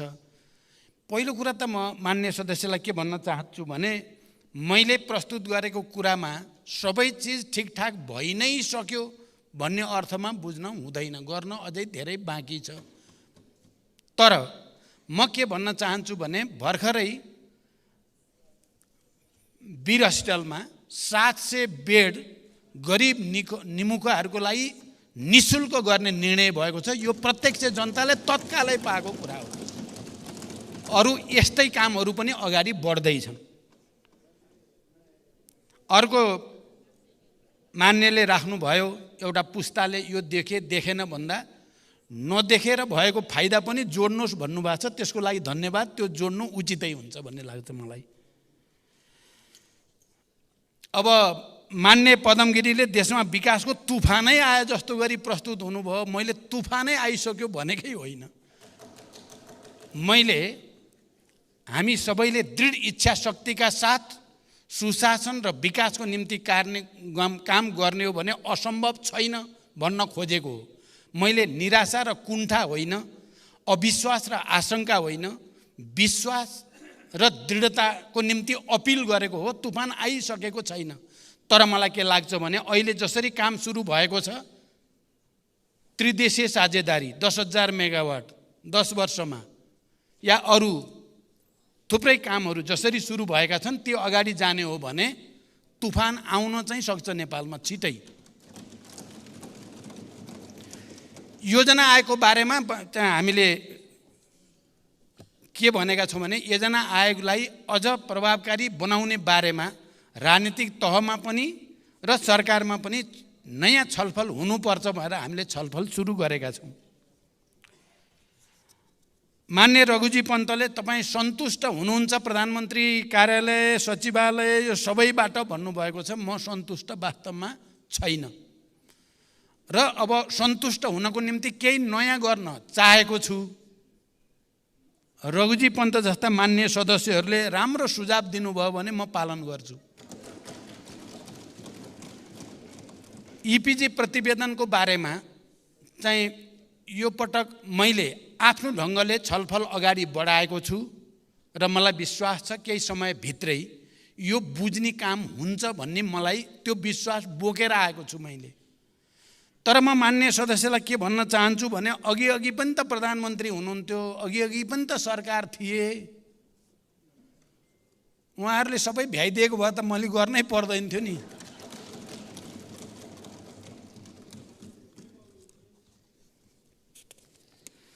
वैदेशिक रोजगारीको विषयमा धेरै ठगी भएको छ। त्यसलाई चाहिँ दोषीलाई कारबाही गर्न पर्यो, ठगहरूलाई भन्ने सुझाव मान्य प्रभु शाहले राख्नु भएको छ। त्यसलाई पनि म मान्य सदस्यहरूले ठोस रूपमा राखिदिनु भयो भने सरकार ठगहरूलाई कारबाही गर्न तयार छ। शहीदहरूको नाम छुटेको छ भन्ने कुरा साँचो हो र छुटेकाहरूलाई संलग्न गराउने नीतिगत निर्णय सरकारको भइसकेको छ। आवासको विषयमा पनि मैले राखिसकेको छु। मान्य राजेन्द्र पाण्डेले बुढी गण्डकी परियोजनाबारे कहिले ठोस रूपमा चाहियो भनेर अलि जोड दिएर राख्नु भएको छ। मैले यसै महिनाभित्र बुढी गण्डकी परियोजनालाई अगाडि बढाउनको निम्ति कार्यालय उद्घाटन गर्ने र शिलान्यास प्रक्रिया पनि सम्पन्न गर्ने भनेर मैले सम्बन्धित अधिकारीलाई भनेको छु। मलाई विश्वास छ यसै महिनाभित्र बुढी गण्डकी परियोजना अगाडि बढाउने नयाँ कार्यालयको उद्घाटन हुन्छ। मैले भन्ने त्यही हो। अर्को निजगढ एयरपोर्टको बारेमा मैले धेरै पटक यस सम्मानित सदनमा राखेको छु। हामीले जो फास्ट ट्र्याक निर्माण प्रक्रिया अगाडि बढेको छ त्यो फास्ट ट्र्याक चाहिँ निजगढ एयरपोर्टसँग लिङ्क गरेर अगाडि बढाइएको हो। त्यसकारण निजगढ एयरपोर्टलाई यथाशीघ्र अगाडि बढाउन सरकार प्रतिबद्ध छ। अर्को मान्य सदस्य सूर्य ढकालले ठुला आयोजनाहरूमा भ्रष्टाचार भएको कुरा र त्यो लागत बढ्दै गएको कुरा राख्नु भएको छ। त्यो हामी सबैको निम्ति गम्भीर चासो र चिन्ताको विषय हो। फास्ट ट्र्याकको विषयमा पनि उहाँले त्यो विषय राख्नुभयो। फास्ट ट्र्याक राष्ट्रिय गौरवको आयोजना र महत्त्वपूर्ण रणनीतिक आयोजना पनि हुनुको नाताले मैले प्रधानमन्त्रीको रूपमा त्यसको अवलोकन मन्त्रीहरू समेत सम्बन्धित अधिकारीहरू समेत लिएर गएर अवलोकन गरेँ। त्यहाँका इन्जिनियरहरूका नेपाली सेनाका प्रमुख समेत सबै पदाधिकारीहरूका कुराहरू पनि सुने। पक्कै पनि त्यो सुरुमा चाहिँ जो लागत अनुमान गरिएको हो त्योभन्दा बढेको चाहिँ छ। कामको प्रगति पनि जसरी अपेक्षित हो त्यसअनुसार भएको चाहिँ छैन। तर उहाँहरूले दिएका तर्क हेर्दा केही तर्कहरू चाहिँ फेरि तथ्यसङ्गत छन्। किनभने कोभिड-19 का कारणले झन्डै 2-2.5 वर्ष त काम अगाडि बढ्नै सकेन। त्यसले गर्दा पनि लागत बढेको हो भन्ने कुरामा केही तथ्य छ। तर पनि म यो तर्क गरेर राष्ट्रिय गौरवका आयोजनाहरूको काम ढिलो हुने, त्यहाँभित्र हुने व्यथितिहरूलाई रोक्ने कुराको आवश्यकताबारे म पन्छिन हुँदैन भन्ने म विश्वास व्यक्त गर्न चाहन्छु। र अब आजदेखि मैले भने अरू राष्ट्रिय गौरवका आयोजना पनि एक्सन रुम सिंहदरबारबाटै अवलोकन गर्ने, सिधा निर्देशन दिने, कहाँनिर व्यथिति भएको छ त्यसलाई इङ्गित गर्ने कामको सुरुवात गरिएको छ र मलाई विश्वास छ क्रमशः यसले संस्थागत रूप लिन्छ र राष्ट्रिय गौरवका आयोजनामा हुने ढिलासुस्तीहरू र त्यहाँ देखा पर्ने व्यथितिहरू नियन्त्रण गर्दै लान सकिन्छ भन्ने म विश्वास व्यक्त गर्न चाहन्छु। त्यस्तै मान्य वासुदेव घिमिरेले निजी क्षेत्रलाई नजरअन्दाज गरियो भन्ने कुरा राख्नु भएको छ।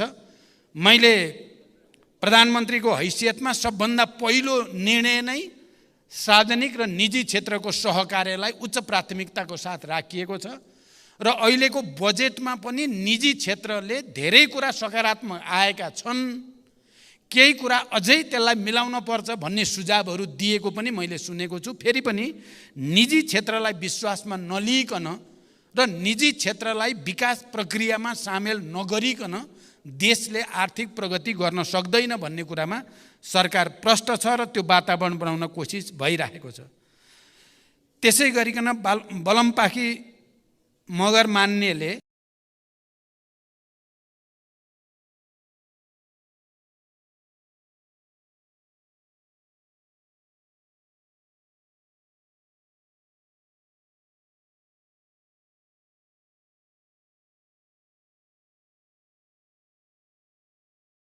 कारबाहीतिर पनि जाँदैछ, म त्यो जानकारी गराउन चाहन्छु।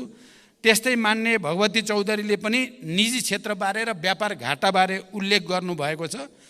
यो बारे मैले भर्खरै पनि टिप्पणी गरेँ, जवाफ दिएँ। त्यस्तै मान्य सराब अहमद फारुकीले असन्तुलित बजेट स्थानीयमा वितरण बढी हुनु पर्यो भन्ने कुरा राख्नु भएको छ। तपाईँले राखेको कुरामा गम्भीर ध्यानाकर्षण छ। अब यो बजेटको बारेमा मलाई लाग्छ मान्य अर्थमन्त्रीले हिजो पर्याप्त स्पष्टीकरण दिइसक्नु भएको छ। प्रधानमन्त्रीको हैसियतले मैले के भन्न सक्छु भने यसै बजेटभित्रबाट जहाँ जहाँ असन्तुलन भएको हो त्यसलाई सन्तुलित गर्न सकिन्छ, गर्नुपर्छ भन्नेमा सरकार स्पष्ट छ। म यही जानकारी गराउन चाहन्छु। अर्को मान्य रामहरि खतिवडाले भूकम्प पीडितहरूको रकम अझै गएको छैन, पहिला बोलेको पनि भनेर ध्यानाकर्षण गराउनु भएको छ। म यसलाई फलो गर्छु, फेरि एकचोटि चाहिँ त्यसलाई हेर्छु र विदेशमा रहेका युवाहरूलाई अरूभन्दा पनि देशभित्रै स्वरोजगारी दिने पर्यो, त्यता बोलाउन पर्यो भन्ने कुरा पनि राख्नु भएको छ।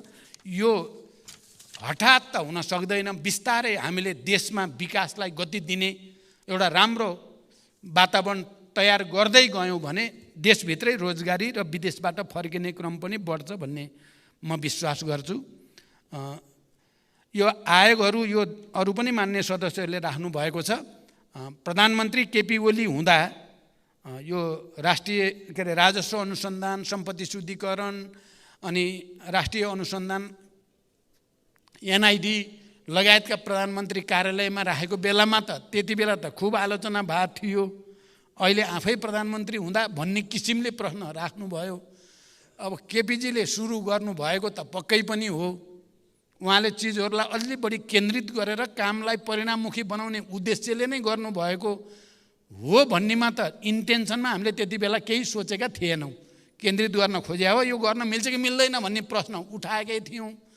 पछि फेरि मान्य शेरबहादुर देउबाजी प्रधानमन्त्री हुँदा पनि त्यहीँ रहेको रहेछ, अब मेरो पाला मात्रै म किन हटाउँ भनेर राखिराखेको छ। तैपनि यो विषय एकचोटि राजनीतिक तहमा राम्रोसँग छलफल गरेर यसलाई हटाउन पर्ने निष्कर्षमा पुगियो भने मलाई चाहिँ हटाउन कुनै आपत्ति छैन।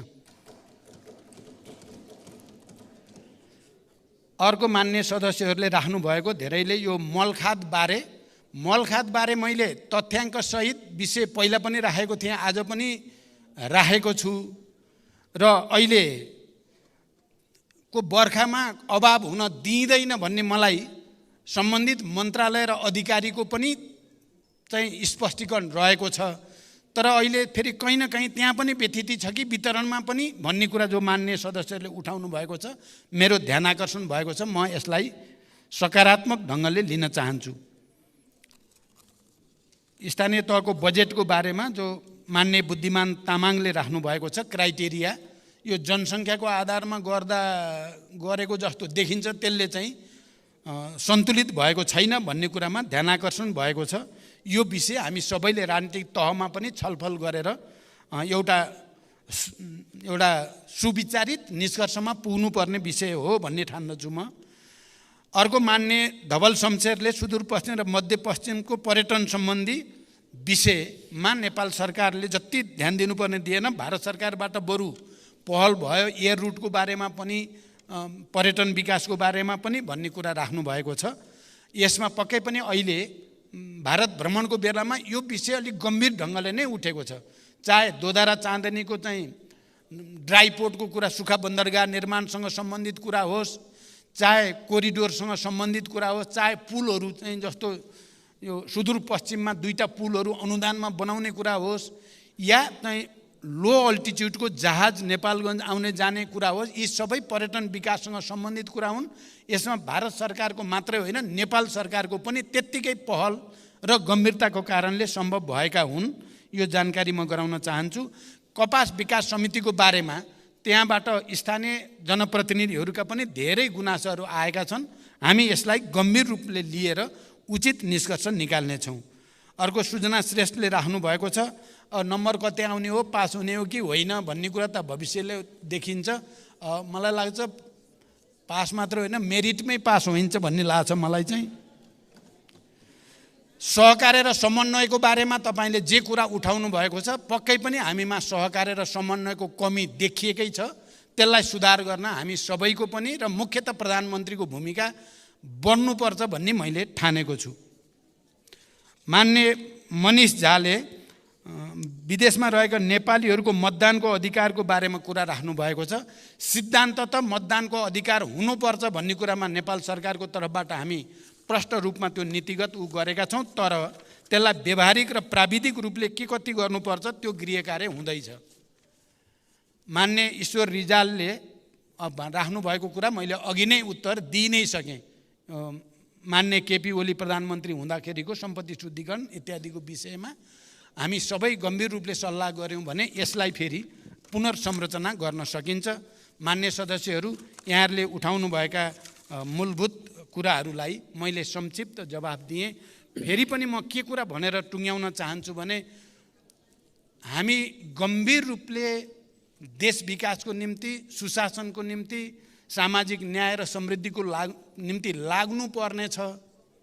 दृढ इच्छा शक्तिको साथ लागियो भने हुनसक्छ भन्ने सङ्केतहरू देखिएका पक्कै पनि छन्, तर यो पूर्णता पक्कै पनि होइन। त्यसकारण मैले गम्भीर ढङ्गले फेरि यो सम्मानित सदनसँग अपिल गर्न चाहन्छु, आउनुहोस् हामी एक ढिक्का भएर अब नकारात्मकता र असन्तुष्टिलाई प्रोत्साहन होइन, देश विकास र समृद्धिमा, सुशासन र सामाजिक न्यायमा एक भएर अगाडि बढौँ भन्ने अपिल गर्दै प्रधानमन्त्रीको रूपमा म आफ्नो 6 महिनाका कामहरूप्रति मूलभूत रूपमा सन्तुष्ट भएको हुनाले हाम्रो सञ्जनाजीले भने जस्तो मैले त डिस्टिङसनै पाउनुपर्ने ठानेको छु मैले त। धन्यवाद।